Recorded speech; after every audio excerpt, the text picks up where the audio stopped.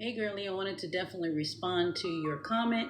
You stated don't let no one, and there was no one move in with you.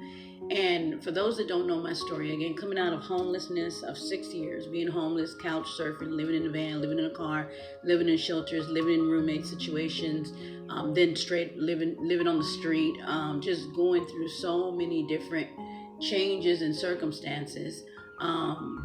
I was just checking on my grandbaby's fish. I got him a fish that's over here in my little area.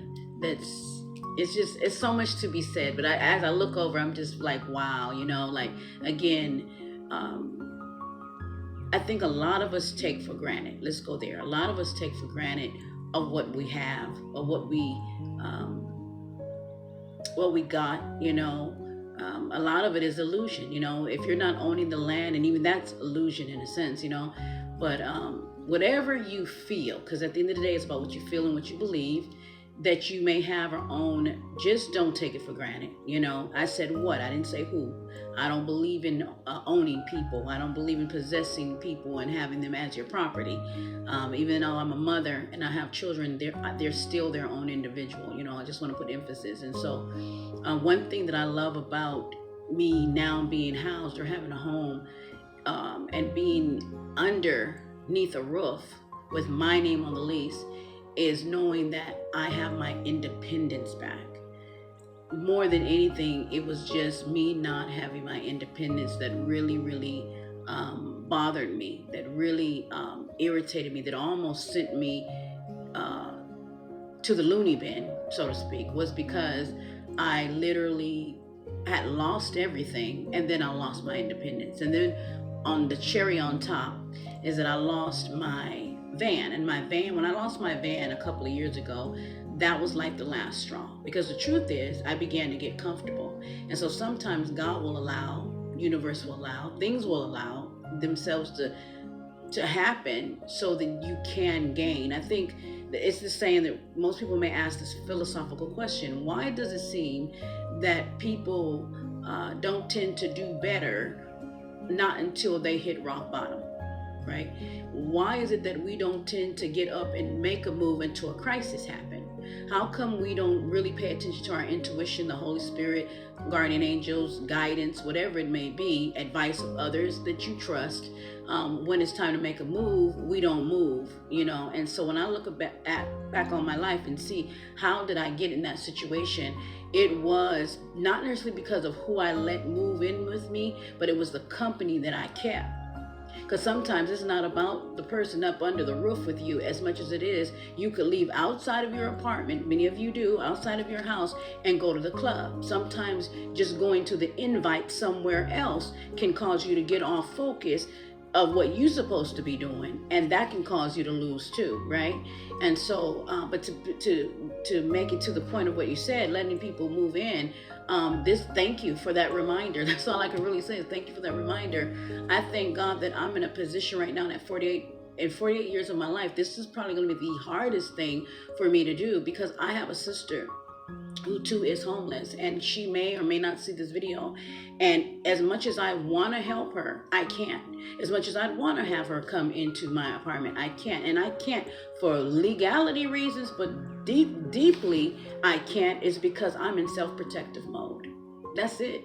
I'm in it. And I know a lot of people may feel some kind of way. A lot of people, some of my family that may see this video may be like, well, I wasn't in self-protective mode when I helped her, when I this, But when am I supposed to get it? When am I supposed to learn? Am I supposed to? There are many people. See, I don't want to wait. If God said the same and I got 5 more years, 10 more years on my life, I don't want to keep on doing the same old thing over and over. I don't know about nobody else. I don't want to keep saying yes when I really mean no. I don't want to keep saying, well, I'll think on it, when the truth is, when I think on it, I'm only going to come back to say, no, I don't want to.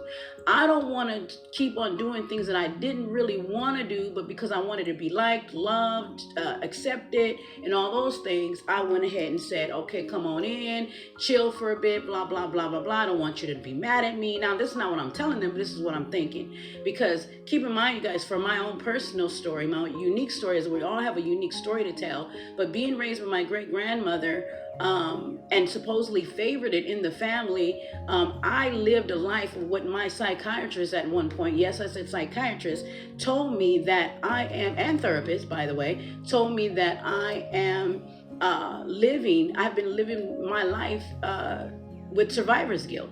And survivor's guilt is usually for people who have gone through a traumatic incident or accident. Let's just say you're on a plane, like all these planes been falling, and let's just say everybody else passes away and you're the only survivor.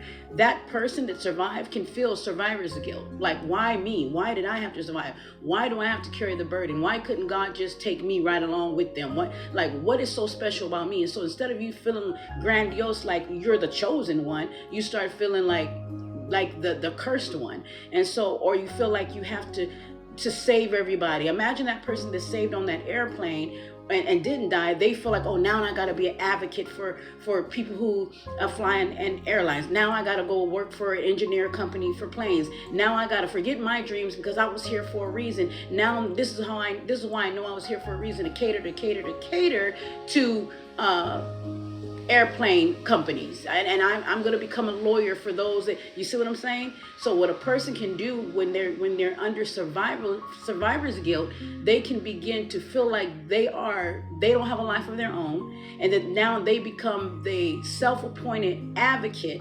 self-appointed spokesperson for those who gone through, or they feel like they got to be on the protest line fighting for whatever, all because they're the ones who survived. We also see this in colorism. We see this in racism.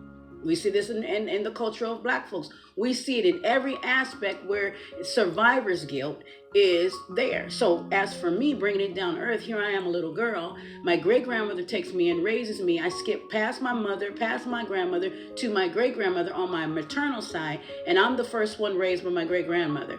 I become then, according to family, this is what they believe. I don't believe it, but that's what they believed. At one point, I was my Nana's favorite.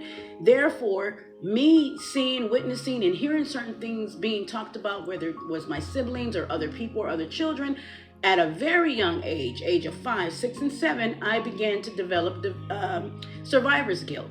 So survivor's guilt basically looked like this. If the other siblings, my grandmother had foster kids, if the other siblings didn't have, I would go to my great-grandfather and I would beg him and say, Papa, can I get 50 cents? I would get 50 cents from him, then I'd go and I'd share that with the other children, you know. Then the kids in the household would say, go to Papa, go to Nana and get XYZ because you're going to definitely get it. So I didn't know, I didn't know back then I was being used. I got used to being used by people, by me being the runner for other people who should have been running for themselves and asking for themselves. I became the advocate and the spokesperson for those people, family members, and I have carried that with me for the most of 40 some years.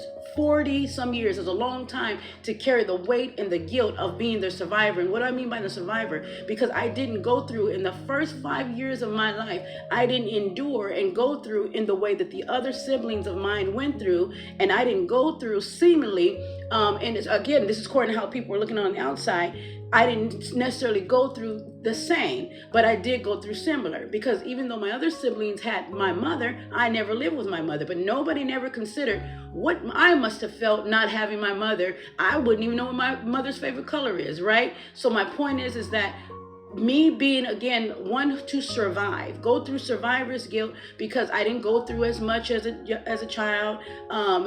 People, when it comes to colorism, because you're a light-skinned person, pretty girl problems, all of that into the bucket of going back into survivor's guilt has allowed me to live a life for 40 years that I would just hang out with anybody, dang near sleep with anybody, help any old body, do all that, not using my discernment, not using my judgment, not listening to God. And that's what, for the most part, if I look at over my life, it was a combination of many times I should have said no when I said yes, and it finally led to me becoming extremely homeless.